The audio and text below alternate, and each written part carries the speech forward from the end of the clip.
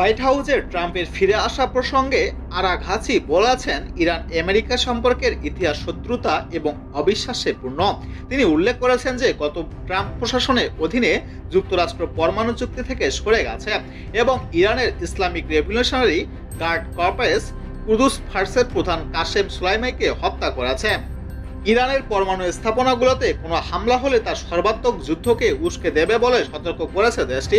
ইরানের পররাষ্ট্রমন্ত্রী আব্বাস আরাঘাচি বলেছেন, ইসরায়েল বা যুক্তরাষ্ট্রের দ্বারা ইরানের পরমাণু স্থাপনাগুলোতে যে কোনো হামলা অঞ্চলটিকে একটি সর্বাত্মক যুদ্ধে ঠেলে দেবে। কাতার সফরকালে আল জাজিরা আরবিকে দেওয়া এক সাক্ষাৎকারে আরাঘাচি আরও সতর্ক করে বলেছেন, ইরানের পরমাণু স্থাপনায় সামরিক হামলা চালানো হলে যুক্তরাষ্ট্রের করা সবচেয়ে বড় ঐতিহাসিক ভুলগুলো অন্যতম হবে। ইরান যে কোনো হামলার বিরুদ্ধে তাৎক্ষণিক ও শক্ত প্রতিক্রিয়া জানাবে এবং এ ধরনের ঘটনা অঞ্চলটিতে সর্বাত্মক যুদ্ধের দিকে নিয়ে যাবে বলেও হুঁশিয়ারি করেন আরাঘাচি।